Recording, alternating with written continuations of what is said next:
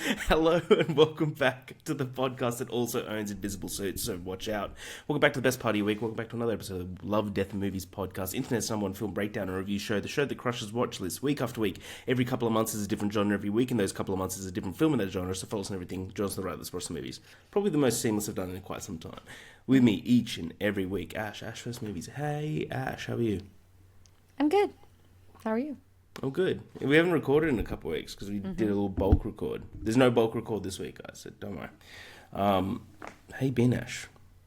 Good. Yeah, it's been full-on holiday season over here, so. Yeah, you got Thanksgiving over there in those barbaric lands, don't you? Yeah, and then just week before that, I felt like I was just anticipating like having a short week at work and getting the Christmas tree up. We did it way earlier than normal, but it's up, and now all the decorations are up as well. Just got to do the outside stuff this upcoming week, but yeah. Outside, like all the Christmas lights? Yeah, putting up outside Christmas lights, and we have like a little snowman family that like lights up and sits over in the corner of the front yard. And then you go cut the full inside all over. out with like Christmas lights and stuff, like deck the halls? No, it's just around the gutter line. We just do like a simple straight that's line good. around the whole house. Well, not That's the elegant. backyard, but just the front of the house. Yeah, that's elegant. I fuck with that. Yeah, it's very classy. It's not like down the roof like you see in all the Christmas movies where it's like, Yeah.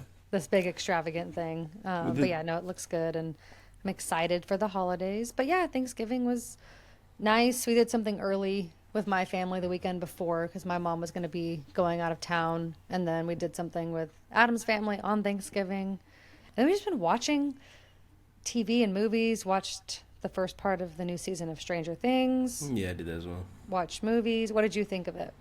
That was good. I think I saw someone online that said Noah Schnapp has done the performance of his lifetime. And I must be on the watching a completely different show because I sent a voice note to my boys being like, who hadn't watched it yet. I'm like, just letting you guys know, the guy that plays Will is fucking terrible. Like, I thought he was Oh, awful. wow, really? Yeah, I thought he was terrible. Except for episode 4. I thought episode 4 was fine. But then before that, he's just like, they're gonna go check out for the Demigorgon. And you're like, just fuck off. I just feel like the dialogue in general this season so It's a far bit has down. been a little bit weird. It's different. I don't know if it's just like because they're grown up and they're saying these lines that like 15-year-olds would say, but Yeah, it they're might be that older. they look like they're 40 years old. They don't look 40, but they don't They look 15. They don't look 15, no. Well, yeah, they don't look 15 at all. I mean, But it's not any worse than anything else that we grew up on. Like, I mean, I grew up on like the CW shows where they were like 27 playing 15-year-olds. So that doesn't honestly bother me. It was more just the writing I was just think it's funny. A little For bit sure. weird. But I don't know. My thing is that like I keep hearing that the play is like canon to the story. This like play Oh, they really? they wrote in between season 4 and 5 about like Henry's past, and that just irritates me if that's going to end up being the case because most people haven't seen it. So why would you? Hmm. There's plot holes that I'm finding, which pains me as a massive Stranger Things fan. I don't like when there's like I don't want to make excuses for a show and be like, oh well, it's because of this. It's like no, I think we just have plot holes now, Yeah. which is a little bit of a bummer. But it's always fun. It's always 80s. Like I'm gonna still watch it. Yeah, I'm enjoying it, for sure. Yeah, I'm I think, enjoying like, it. I kind of foresaw the big twist. Like I was already kind of anticipating that was gonna somehow be a thing. I didn't know how they were Yeah. gonna do it, but honestly, my favorite part was in the Wheeler house and Mama Wheeler. oh, dude, she's that was on my every favorite list scene. of ours, by the way. Every single list of ours she is on. Oh, absolutely. Yeah. But yeah. Karen. Anyways, we'll see where it goes. I'm excited to kind of see. But yeah, I do feel like season 4 so far for me was better than the first chunk of season 5. We could do like an additional podcast when the season's fully done and just do like a Yeah, Stranger I'd be Things down. pod. Maybe we should do that for like the big shows that come out. That's at the end of it we do. Bring on Ricardo. He loves TV. I think then- he does not like Stranger Things, so he'd No, he probably doesn't like recommend Stranger it. Things, but he loves Pluribus, and I need to watch Pluribus. I've been watching it. I'm waiting to love it. I really like it so far, but nothing has wowed me. Not like Breaking Bad and Better Call Saul did. And nothing to do with the acting or anything like that. It's just the story itself. I'm like, okay, where is this going? You know what I mean? It's like it's taking its sweet time getting there. So I'm Yeah. just getting a little bit impatient, but that's okay. I'll still see it through. And then yeah, Fallout season 2 comes out soon, and so does The Pit season 2. So I need to watch The Pit. you gotta I did watch The Pit. yeah, no, I've heard that's awesome. I did watch season 1 of Fallout, loved that, so I'm keen Yeah. for the season 2 there. Same. Still need to watch Andor season 2. Still need to watch. I don't think I'll ever get to Peacemaker, to be honest. It's just not. Same. I'm over the superhero stuff. I'm so Nah. fatigued of it. Yeah, I just don't see the draw for it big enough. But there was another show that I'm like, I need to watch that. Oh, Alien Earth and Welcome to Derry. There's too much Yeah, now. I watched the first 6 episodes of Alien Earth, and then like somehow we just forgot to finish the last 2 episodes, which is so bad because it's been months. And then we are watching Welcome to Derry. That's another one where I'm seeing people say like it's better than Stranger Things season 5 so far.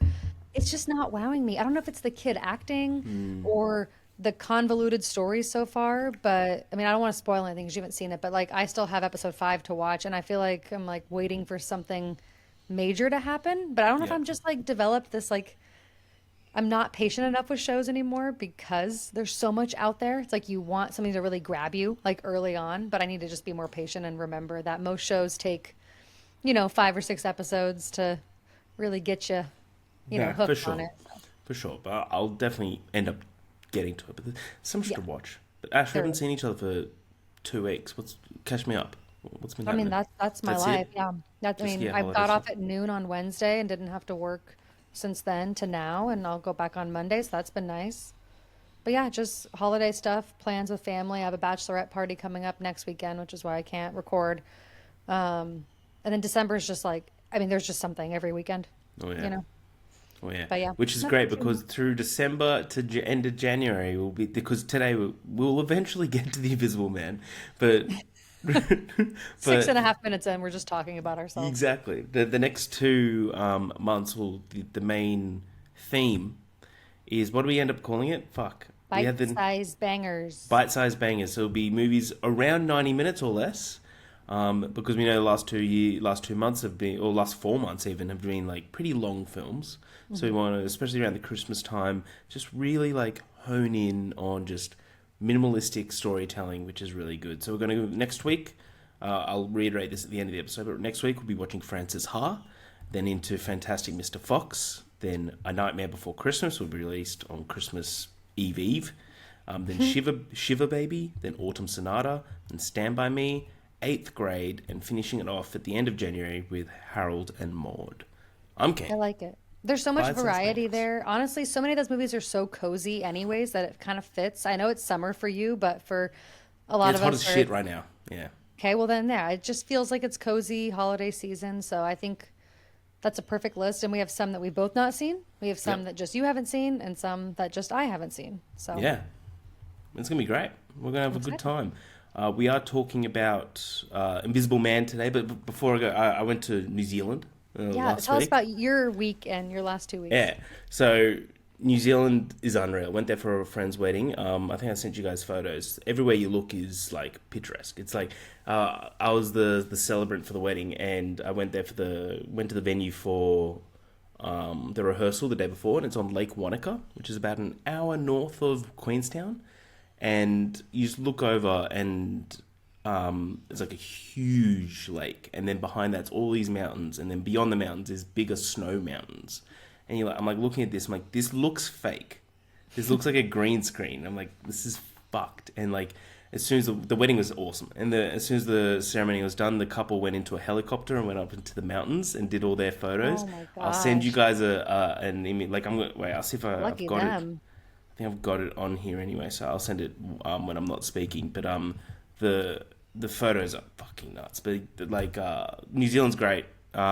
Wasn't able to see Byron. I wanted to, but it was in different Yeah. islands, and it was like I like research. I was like, it'll take me 9 hours to get to him. And Yeah, like that's not gonna I'm happen. like I'm like next time I'm gonna go to North Island. He lives in North Island, so I will be going there and we'll do a little meet up and get a couple beers. But I told him I asked him I was like, what should I main thing I focus on when I go to New Zealand? He goes pies.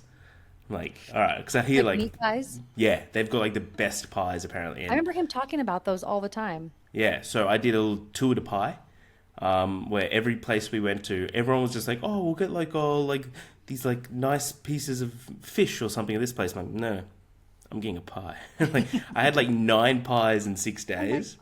Yeah, it was. And tell you what, they're pretty epic. They're pretty excellent. I They're believe it. absolutely amazing. So Byron was great. So yeah, that was really good. Got a Lord of the Rings tattoo. Oh, you can't really see it. Yes. So cool. Yeah, it's a fine line. It's a hobbit hole. Yeah. There I you love go. it. That's really cool. It's just Did you healing. find an artist there, or did you do that when you got back home? Yeah, so I was researching artists, and there was one place in Queenstown that has like notoriously the best fine line artist in New Zealand, and I'm like, I don't really go anywhere. And she was doing it, and she's British as well, so she's been there for a couple of years. But she's like doing the tattoo on me, and she's like, "Is this from a movie?" And I was like, "Yeah, Lord of the A Rings." She movie? goes, "Lord of the Rings, what's that?" And I just like look at her, and she goes, "Just kidding." I was like, "That's awesome." That I Like I fuck was with about that to so end much. this session right now. Yeah, I was just like, I now don't trust you. But no, that was really good. I'm so glad to be home. Oh yeah, on the way home. So we were supposed to come back on Monday. The wedding was on the Sunday, and our flight was like 8:30 p.m. Monday night. We got to the airport, flight's cancelled. No other flight that night. So we had to go stay like at the. I had 10. It was a group of like about 6 of us, and I was like, guys, we're gonna be angry for 10 minutes, and then we're gonna cool down. And everyone was like pissed off and grumpy mood. Then I was just like, guys, all right, two things. One, thank God this is happening to us going home rather than going to the wedding. Although, like, it will be Yeah. way more stressful, like, being able, like, maybe we miss the wedding. And two, this place is stunning. So, like, there's worse places to get stranded in. So, everything's been paid for. That's like, I don't want to name the airline. I was going to if they didn't agree to everything that we asked them for. But yesterday, everything got approved. They were getting paid everything. But they said that they'll pay us $200 each they'll pay up to $200 for the accommodation per night. I don't know how accommodation is in America, Ash, in that silly little country of yours. But if you book a hotel, Queenstown's very touristy. If you book a hotel on the day for that night in Queenstown, the cheapest we got was $450, so more than double. Rough. But we took a screenshot of that as we booked in. So every meal has been refunded, all Ubers, and we sent a screenshot, and they're doing it in the entirety of the accommodation. So Wow. I don't want to tell what airline is. I would have if I was pissed off at them, but now I'm just like, I don't really care now. So that was good. And then the only kind of movie I saw this week that was big, other than The Invisible Man, I saw Wake Up Dead Man. Oh yeah, how'd you like it? Really liked it. It's just fun. Like It's not at my theater, so I'm gonna have to wait till December 12th when it comes out on Netflix. But no, you'll like it. I think this isn't a spoiler at all. Is like Daniel Craig is not the main. Oh, they kind of did with the first one where he wasn't really the main character. It was Anna de Armas. When like this one, it's kind of the exact same, but it's Josh O'Connor. I love that. And I it's love they're, that. they're like a little buddy cop sort of thing of like everyone thinks that Josh O'Connor is the main suspect or the guy that did the crime in it. But he's like And helping him. but the whole time it's like the first thing that like Daniel Craig looks and goes, "No, you didn't do it. But you can help me." And it's just like this really cool dynamic. But like my letterbox review is like, make one of these every 2 years and I'll be so happy. Like they're Yeah, just fun. there's just certain franchises where they're just fun. Yeah. Like even I think about like the Smile franchise. Or just That's what he something said. I was literally about to bring that up. I was like, "This." I said to Miles, my friend, I was just walking out of it. I was like, "This is what to whodunits is what Smiles are to horror. Where make one of them give me every two 10 of years, them. and I'm there." Yeah. Oh my god, I'll same watch any wavelength. of them. That's hilarious. Same That's wavelength. fun. Well, yeah, it's actually funny because I think December 12th it's like F1 comes out on Apple TV Plus. Sick. Have you not seen it That yet? Wake Up Dead Man. No, I haven't. Comes out Oh, on that's a good Netflix, and so does Jay Kelly. So I'm like, I'm gonna watch all of these movies here in a couple of weeks. And that's one exciting thing. We bought a new sound bar. We've had the same sound bar sick. for like ever, and it's not a very immersive one. It's a pretty basic one. So we got a Black Friday deal. Picked it up last Sunday, brought it home immediately. First thing we watched was Nope. Oh my God. good. The scene when it's raining, it felt like the rain was happening like above my head in my own living room. I feel like What- I'm not gonna even need to go to the theater anymore. Like between my TV and my sound bar now, I have like the best setup. What soundbar is it? Do you know? It's a Sonos one, Sonos, yeah. Ultra. That's the best one. something. Like to be honest, I've been researching to get a Sonos a soundbar, and Sonos I see online is probably the best one you could get. Yeah.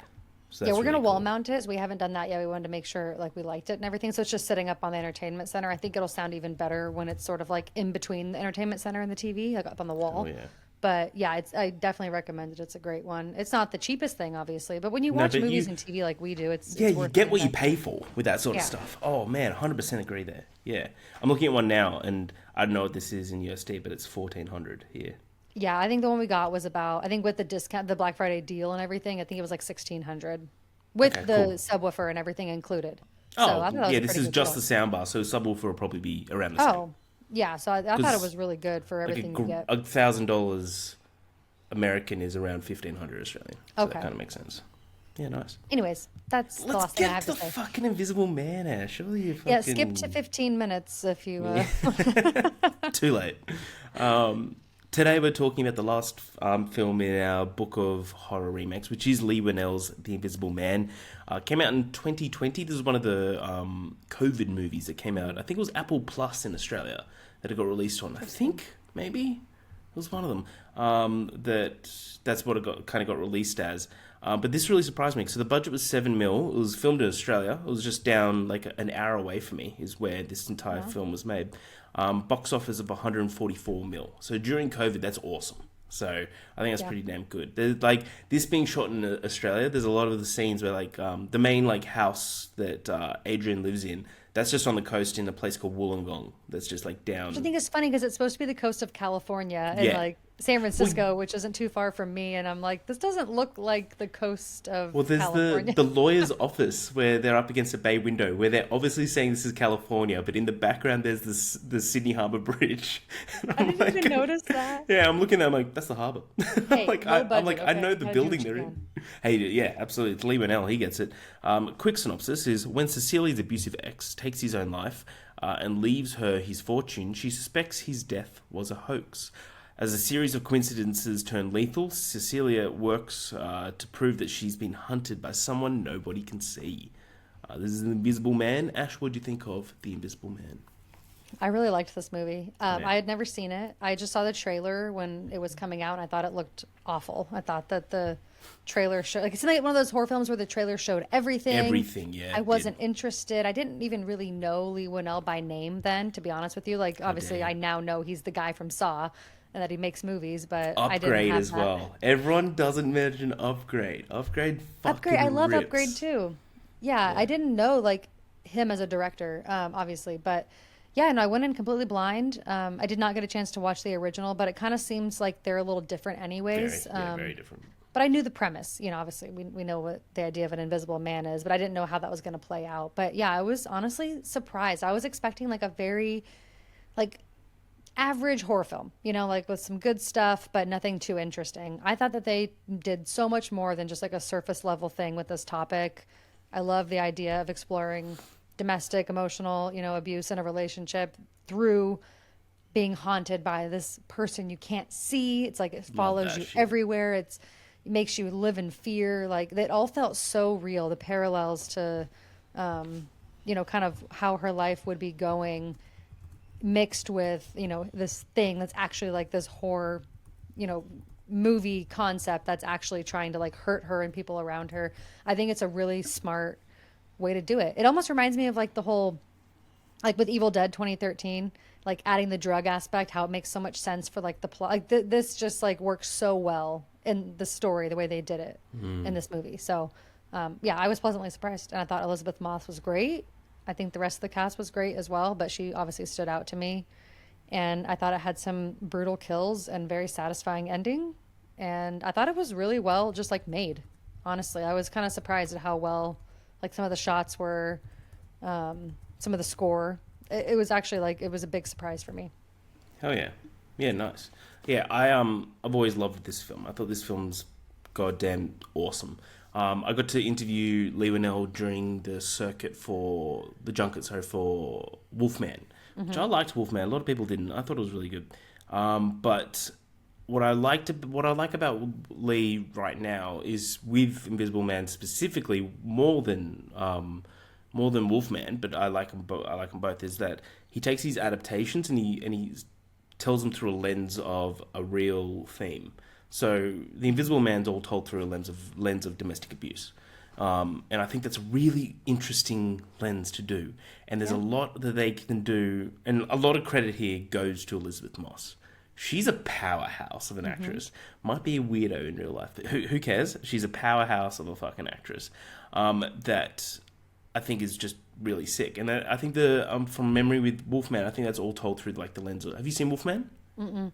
I think it's all told through like the lens of grief, of like mourning and stuff like that, and that's like what the. He Oh puts no, like it's a not. human element to It's it. all exactly. It puts a human element to these supernatural stories. But this is all. It's all about contagion and stuff. So it's all about disease and like hereditary diseases and stuff like that. That's what Wolfman's all about. So. This just felt kind of unique to me. Like I hadn't really seen anything in the horror genre that really tackled something like this in such a well done way. And it's like the simplicity of it is like, Very. oh, he's wearing a suit. It's a very like simple, almost like sci-fi aspect in that way. But the way they do it, it makes it feel like such a psychological horror film that turns into this like actual almost slasher-esque horror film in a way. Like it has so many layers and so many types of horror genres in it. But at the end of the day, it's just telling a human story about believing women and about getting out of a bad situation and about revenge, or like satisfaction of like going from victim to feeling like empowered. There's just so many different things that you could pull from it. What I love about this movie is that like they basically show off that he's in the suit really early on. Yeah. So that like Leigh uses like blank spaces for scares, where the camera just like turns in, all you see is a hallway, and you're like, he could be there, and that's what makes it creepy. Or like when she's staring at a doorway, and he doesn't have to make any sounds or anything; it's just like an empty doorway for 15 seconds, and you're like, ooh. Yes. And it gets slowly, like you start to see flickers. Like as it builds, you start to see little pieces of him to the point where, towards the end, it's like you fully can see him in aspects. So it's really cool how it builds up the suspense. Like even just like the I think the best scare in the scene, not really a scare, but it's like a creepy scene, is the footsteps on the duvet. Absolutely. I think that is awesome. I think, and Especially, imagine. yes. Yeah, I'm remembering the scene now. Sorry. Imagine filming that. That would have been so tough to film with a $7 million budget. They did a lot of practical effects, but they also did a lot with a green screen suit, and that would have just been really tough with a $7 million budget. It would have been like really just minimizing lunches and stuff in that shoot. No, I actually love that whole scene because they gave obviously we're going to get into it. I'm sorry, I keep getting carried away, This but is the whole point of this. I watched it a week ago and now I'm like excited thinking about it. Scenes again, but like even the fact that the girl is sleeping next to her, there's somebody else in the room, the blanket comes down, she sees the fashion model figure. It's like you have all these things that like you don't know what is going to be the thing that's going to scare you or scare her. It like keeps teasing you almost until you get this like really very like haunting footsteps coming towards you. Yeah, I love when you like there's a couple scenes where it shows a seat and it looks like someone's sitting in it. It's like a little indent, and I'm like, that alone is creepy. I think the way that they do this movie, I think, is really smart and cool. That's why, like, I'll watch Leigh Whannell movies until I die now.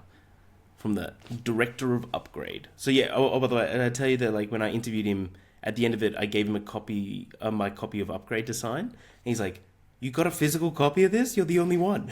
I'm like, "That's awesome." So I go. That's a great movie. I'm looking at it right now. Yeah, it's just down there. My little Upgrade. Fuck yeah, love that movie. Anyway. This is the Invisible Man trapped in a violent, controlling relationship. Also, this movie is very simple. I've only got like 2 pages of notes. Yeah. So, just so we know. Trapped in a violent, controlling relationship with wealthy optics and engineer and businessman Adrian Griffin, Cecilia Cass, played by that magnificently talented Elizabeth Moss, drugs him with diazepam and escapes their home into the nearby woods. It's around 4 a.m. in the morning to wait for her sister Emily. Adrian and Cecilia have a home on top of a cliff overlooking the ocean. Jesus, like, what a house. That place is unreal. And the property is really isolated with no other homes nearby. Cecilia had already prepped her escape bag and she kept hidden inside a ventilation shaft. The ventilation shaft! Adrian had a high-tech lab in his basement, and Cecilia had to go there to disable the security system and enable her escape. You already kind of see the suits in the background there, which I kind of enjoy. In the lab, there are several full-body suits in the background, indicating that Adrian is involved in some very high cutting-edge research in the field of optics. Cecilia escapes via the garage door, where she finds the dog. Cecilia tries to remove the dog's collar and to help the dog escape as well, but in the process the dog bumps into the car and activates the car alarm. stupid, but like, we'll move on. Yeah. After After Emily arrives in the car, Adrian nearly catches her, but the pair are able to escape. Cecilia hides out with her childhood friend and Emily's ex-husband, I keep saying Emilia. Emily's ex-husband, James, played by Aldous Hodge, I think it is his So name. that is her ex. I feel like I had missed if that was actually said out loud or if it was an assumption because it didn't seem like she was really involved in the daughter's life. So I was a little bit unsure about Yeah, that. so I'm pretty sure it's his ex. Yeah, pretty sure he was her ex. I think that makes more. Yeah, Okay. because yeah, and their teenage daughter Sydney, played by Storm Reid.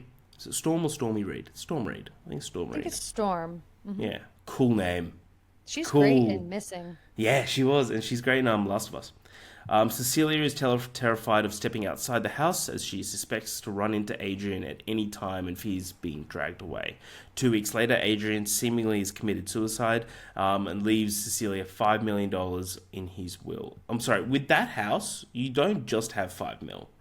Like you're in government contract with the optics. Like you don't just have $5 million. So handled and organised by his lawyer brother Tom, which I think is a bit of a conflict of interest. Cecilia reveals to James and Adrian that Adrian wanted to have a baby with her, but she took birth control pills as she knew that she would never be able to get out with a child. So stopping there, the beginning of this film, Ash, what do you think of it? Like, I love the opening scene. It's really tense, very silent as well. I think it's really cool. Yeah, I thought the opening was great. I was really sat for it. I actually even really liked just the opening credits with like the water jumping up and Oh yeah, displaying the names because obviously like that's the whole thing with I think the original or other movies where they're invisible. It's like we kind of like splashing water sort of reveals like a figure. So I thought that was kind of a fun little thing to do. But yeah, I thought it was great suspense building. I wasn't sure if she was going to get out of there or not successfully. And then I like that they just start the movie at her leaving. I think it's the best way to do it instead of dragging out their story. Or I was just even telling Adam this before we started. Like I like that they don't show anything happen between them. yeah, It's just her having to tell these people she loves what went down and them believing her, which feels very realistic. Like I don't need to see what was happening. You can just feel it based on how scared she is and how you know, I guess how much PTSD she has. You can just tell how bad it was, especially yeah. down to the fact that like she was trying to avoid getting pregnant, and obviously he was not abiding by that clearly. But yeah, and then the addition of the brother was kind of shocking to me, but it kind of made He's sense. so weird from the Yeah. outset. There's a thing that I read online. I don't think I've got it up anymore. Wait, let me quickly find it. It's specifically about the brother. You're supposed to feel kind of on edge already with him. That two sides. Here you go. Yeah, the character of Adrian's brother Tom is meant to feel as if nothing about him fits. And they made that literal with his costume. So his suits are a couple sizes too small to complete that subtle image. And the actor Michael Dorman fucking loved that. Like so, I think that's a really cool. I didn't notice that. But like at But first, you kind of feel off about him, right? I mean, he definitely gives off a vibe that I don't want to be around that guy for sure. Or no? But yeah, I like it is Aldous Hodge. I like him a lot. He was in that Marmalade movie with Joe Keery. I watched that like I think it came out 2 years ago, Nice. and that was the first time I'd ever seen him in anything. But yeah, he's great. Felt like it was very nice to see that he was trying to help her. I Yeah. didn't love how quickly he like turned on her, but at the same time, it's his daughter, so I Yeah, get no, it. for sure. I was like, the whole time when she's like trying to get people to believe her, you're like, this is hard to believe. like this is you Right. kind of. She sounds insane. Like But that's the whole point. And I think that's Yeah. the whole parallel of it. It's like kind of like a metaphor for like how people don't believe women when they're trying to leave these True. situations. So it's not even just people that they hardly know. It's sometimes their closest loved ones Closest. too who don't want to believe everything that they're saying or it seems too crazy or like it couldn't possibly be true. So I think that's a great aspect of this movie. It's very true. paralleled to the message. I didn't even think about it that way. That's a really good point. Yeah, absolutely. Anyway, excuse me. As Cece tries to move forward, she's plagued by several unexplained experiences. During a job interview, she faints after finding the contents of her portfolio removed and is taken to hospital. Later, the doctor calls and says that they found high levels of diazepam in her system. Shortly after returning home, Cecilia finds that same bottle she drugged Adrian with, which she dropped during her escape, and it was in her bathroom. I love that little nugget, just showing the medication on the ground. Yeah, so cool. But it's just like, he just put it there on the bathroom table. I'm like, that's cool. All bloody. Yeah, so good. She arranges a meeting with Tom and James and insists that Adrian faked his death and is using his optics expertise to become invisible in order to torment her, but gets rebuffed. That does sound insane. Cece turns to her sister, but Emily refuses to acknowledge her after receiving an email from Cece's account stating that she never wants to see her again. She's comforted by Sydney, but Sydney is hit by an unseen force, and she and James assume Cece did it. That's the scene that you were talking about. And while a furious James rushes his daughter out of the house, Cecilia tries a number of tactics to catch the figure. So while alone at the house, Cece tries various tactics to catch the figure she believes hit Sydney. She finds Adrian's phone in the attic, on which she immediately receives a text message saying surprise. Cece dumps paint down the attic trapdoor, encoding the invisible figure, which is probably the best scare in the entire film. Mm-hmm. Fucking awesome. It's one of the best scares in modern horror, I think. I think it's just really smart. That shot of her looking down at the that's like one of the coolest looking shots in the movie. So good. Yes. I think I sent you that when I was watching that. I was like, yes, you did. I was just like, this shot is nuts. Yeah, I agree. A violent struggle ensues, but Cece escapes, visiting Adrian's home to investigate. In his lab, she finds a suit that confirms her suspicions that it's invisible. After hiding it in the closet, the invisible figure attacks again, so Cece flees and contacts Emily. The pair meet up in a restaurant, though as Cece begins to tell her what she found, the invisible figure slits Emily's throat with a knife. This scene is brutal. And then places the knife straight into Cece's hand, thus framing her for the crime in front of everyone. Awesome. So that was probably my favorite scene, just with how unexpected and also just how gory it is. But in the middle of a restaurant with people everywhere. Yeah. So I've only got one part after this, so I'll stop there. They're I love just throughout this whole section how you kind of alluded to it. They're everything Adrian and his brother. What's his brother's name again? Whatever his brother's name is. Tom. Yeah. What Adrian and Tom are doing is making everyone else around Cece converge in on her. Everyone thinks that she's crazy, and she's losing everything around her, which I think is a really, really cool way to torment this woman. That sounded I wild. know what you mean. That sounded wild. It's a way to portray what, I think it's just a really, rather than just going after to try and kill her, it's no, we're making you feel insane.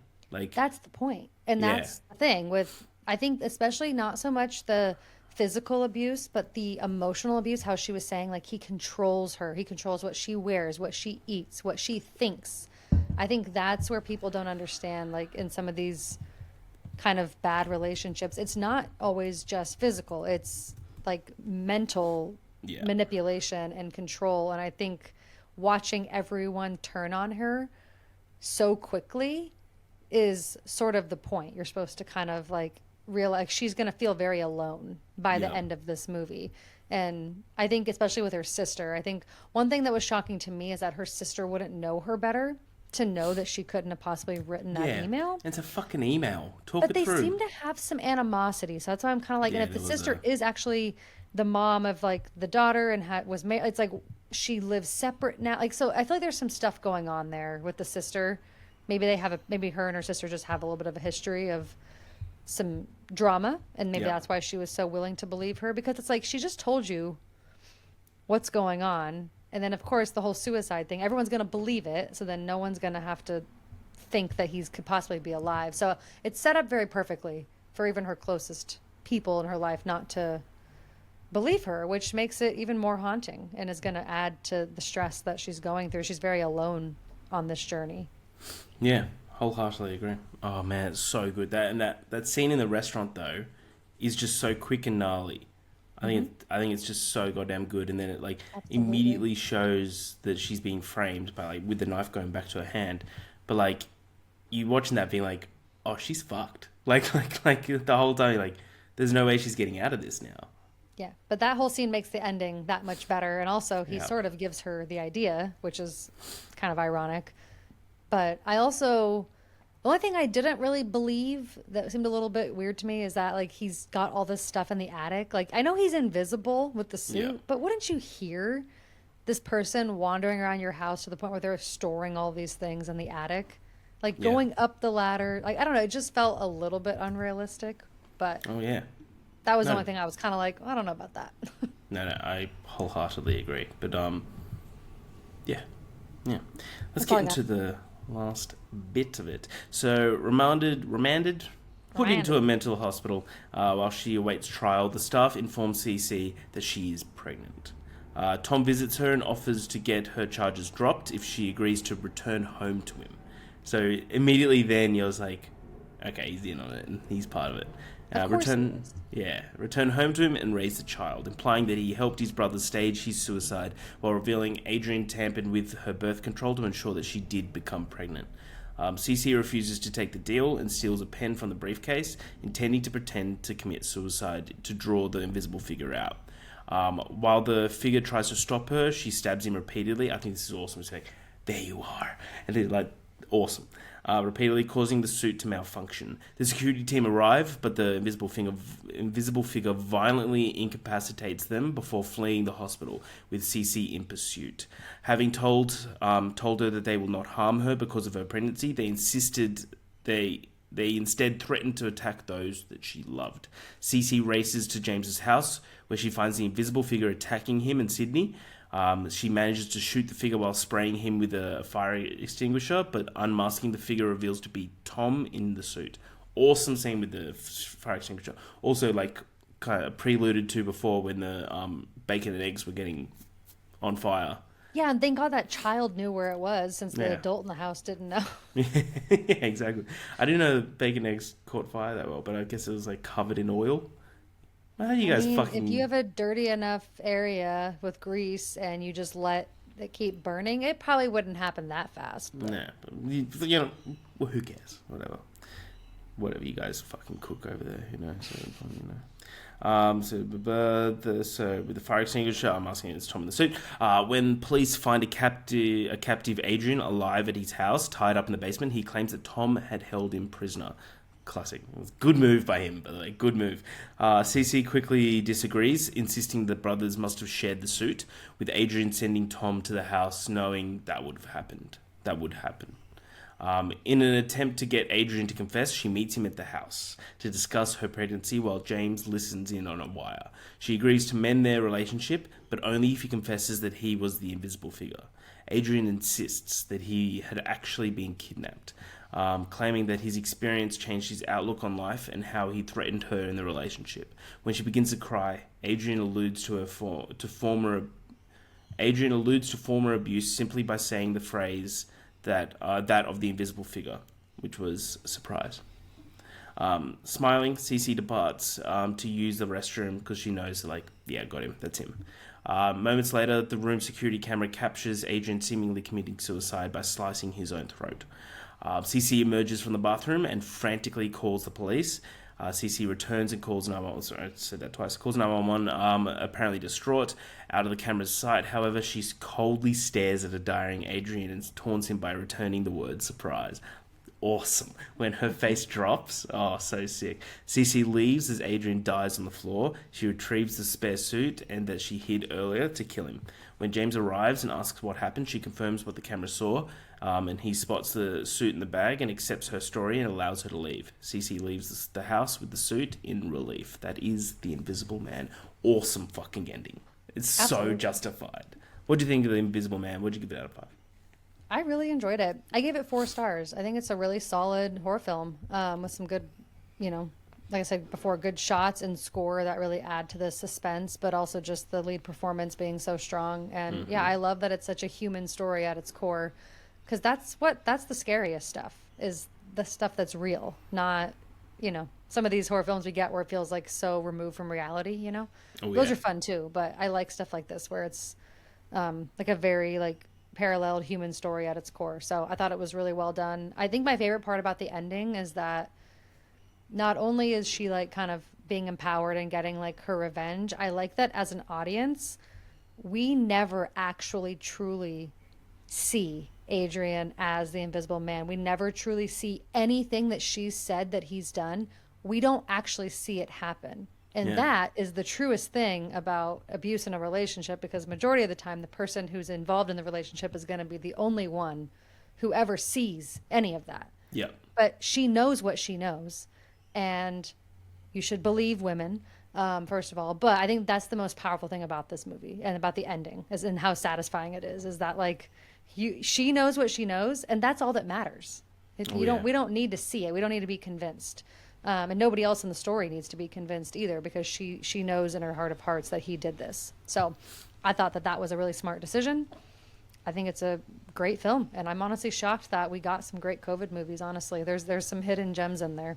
There is some hidden gems. Not Free Guy. Free Guy sucks. That movie was fun to watch when it came out, but it is not good. That movie's awful, dude. The movie's I have fucking fun watching terrible. it. Yeah. That's my thoughts. Nice, yeah, I agree. 4 stars. I think this movie's great. I think this is just a really smart, well done take of an adaptation, and I think it's beautifully shot and hauntingly shot. Just a little slow pans towards empty space, I think, is way scarier than any jump scare that you could do. So I think it's really cool. It's the fear of the unknown is like the entirety of the scares in this film, which is really, really cool. And just what they did with the $7 million budget, I think, is pretty incredible. And Elizabeth Moss kills in everything she does. She might be weird in real life, but who cares? She's fucking talented. I don't know anything about her in real life, but yeah, she's great usually in everything I've seen her in. And yeah, I just think it's kind of unique in the horror genre. I really can't think of too many other films that tackle something like this or this style of horror. Yeah, there's so much good stuff here. It's not a perfect film by any means, but I think it's a good length, and I think it's a good, solid movie. So more people should watch it. Absolutely. Nice. So next week, again, we are going into the first film of Bite Size Bangers with Frances Ha. So really keen to rewatch that. I haven't seen that for like a decade, so I'm really, really keen to rewatch that. Before we head off, we're going to do a little draft of underrated horror movie leads. Mm-hmm. I think that's great. I think that's really Male good. or female, doesn't matter. Male or female, for sure. Do you want to go first, or do you want me to go first? Do you want me to keep track, or do you want to keep track? Will you keep track? I'll keep track. That's fine. I've got mine written down here. I kind of want to go first. All right, you go first. There's a specific one I want, and it's just based on the fact that I was just talking about this. I just rewatched Nope again for like the 7th time, and Kiki? I don't hear anyone talk about anyone in that movie, but Daniel Kaluuya is so good in that movie. He is so underrated. His performance is so killer. It's my favorite out of any of his now, and I just think that it's so good. So that's what I'm taking. I like that a lot. I think that's a really good pick. You could have gone either one of them. Kiki or I was gonna say Kiki Palmer, but I wasn't sure if she would be considered the lead, so I just figured I should probably take him. Well, like, also with horrors, like, even if it's like, because my first one's like the lead horror character of you'll see what I mean. I think Annie Wilkes out of Misery is one of the best villains of all time with Kathy Bates. She's horrifying, and I'm reading for sure the lead. Yeah, I'm reading the book at the moment. She's way worse in the book. Like, she doesn't break his leg. Have you watched the film? Yeah, I've seen the movie. Doesn't break his legs in the book. She does something way, way worse. Ooh. Yeah, she gets a little axe and yeah. Ooh. Yeah, so like yeah, exactly. That's Stephen King. Yeah. He's brutal in his books. Like, it's nuts, but the way he describes shit is fucking wild. Like I'm only like 50 pages through, and like his legs are still there, but like they're all shattered and they're like pulverized. And he's just like just pure torture. Yeah, he's like and all she's doing is just giving him painkillers for like weeks, and that's all it is. But he's like, I look down at the blanket that's covering his legs, and he describes it as the shapes of like branches of a tree. Oh. Isn't that fucked? Yeah, so Kathy Bates, Misery. Brutal. I like that pick. You? Okay. We were just talking about this movie, so I'm going to take it next, because I don't know if you would take it, but I really like Naomi Scott in Smile 2. I think she's fantastic, and I feel like no one talks about that one. I mean, I feel like it was talked about a little bit when it was, like, came out, but I still think I would consider it underrated. It's hard to define, obviously, but Smile 2 is horrifying. it's so fun. It's so much better than the first one. Yeah, it's so good. What's his name? Mark. Maybe. I think I know his name as well. Yeah, Mark Duplass. Mark Duplass had a Creep. Would be my next pick. I love Creep. Creep doesn't get anywhere near enough love. That's fair. I think he's really goddamn good in it. I just always think of him and I think of that old show, The League. Did you ever watch that? Yeah. He's also in that movie we were thinking about doing, Safety Not Guaranteed, right? Yep. Yeah. Okay. I think one that I really want, I've only seen this movie one time, but I still remember the performance, and that's Micah Monroe in Watcher that came out a couple years ago. Damn it. Did you have that on your literally list? about to do Micah Monroe and Watcher. Oh, sorry. Yeah, she's fantastic in everything, but that one is her most underrated by far. Yeah. They're like, because I don't think that It Follows is underrated because everyone loves it, No, right? it's not. But yeah, Watcher fucking rules. I really, really, really like Watcher. I'm not even necessarily picking underrated films. I'm more No, picking, but like her performances, performance in that's pretty nuts. Okay, well now kind of. No. I know what I'm gonna do. What's her name? Essie Davis. Essie Davis in The Babadook. Her performance in The mom? Babadook, yeah, is nuts. Like I think it's probably not in line with Toni Collette Hereditary. No, not. There's nothing in line with that. No, but she's unreal in that. I don't think we can call that Hereditary performance underrated anymore. No, because I feel like there's a probably lot of time. people, yeah. But like The That's a Babadook, good no one remembers Essie Davis's performance as Mm-hmm. well as they should. She's in Alien Earth. Oh god, see now I need to watch it. She's actually, I hardly recognize her. She looks great. Like she has like brown hair. And it's like up in this like messy bun. Like she looks really good. I was like, I didn't recognize her at first. Because in The Babadook, I feel like they kind of make her look kind of fucked because Yeah, she's them going through a throughout lot. grief and stuff. Yeah, But yeah, you should watch it. I will. Okay, my next pick is David Dastmalchian and Late Night with the Devil. Damn it! Oh my god, fuck you, dude. I know people have their opinions about that movie, but I think he's just so great. He's great in everything, but that's his first like leading role. Yeah, a lot of people like to pick and choose what they've got a problem with when it comes to that sort of Yeah, subject. especially with AI. Yeah, for sure. That's pretty cool. Oh, that's a good pick. I really like that pick. Patrick Stewart out of Green Room. Ooh, he's not the lead, but He's I'll not let the you lead, have it. but he's like the lead villain of the. Okay, that's fair. I love that movie so much. It's so I'm gonna go on a tangent for just 1 second Go about ahead, Anton because I got to Yelchin. find out what Have I'm you going to do for the fifth because you took a couple of mine. Have you seen Charlie Bartlett? No. This movie, nobody has watched this movie. It came out in like 2006 or something like that, but he's the lead, and it's got Robert Downey Jr. and him and Hope Davis and Kat Dennings. It's a great cast. Sick.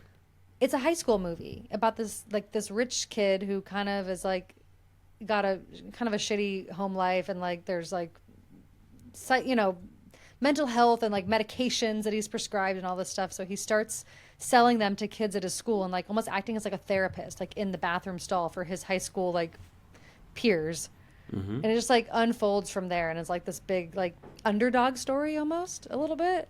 But cool. Anton Yelchin is so good, and you cannot literally find the movie. Like they never made anything more than a DVD Oh, really? of it. There's no Blu-ray.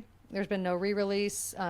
Nobody has seen it, but I love it. It's like one of my comfort movies. Anyways, he's great, and you should watch it. That's really fucking good. Thank you for coming to Nice. my TED Talk. Is that what you're picking? No, that's not a horror film. It's just a high school Alright. movie. Let's see. Is this my fifth or a fourth pick? This will be your fifth. Okay. I would love to say Samara Weaving and Ready or Not, but that's not really underrated, is it? Everybody talks Underrated. about her in that. Okay. What about Daisy Edgar Jones and Fresh?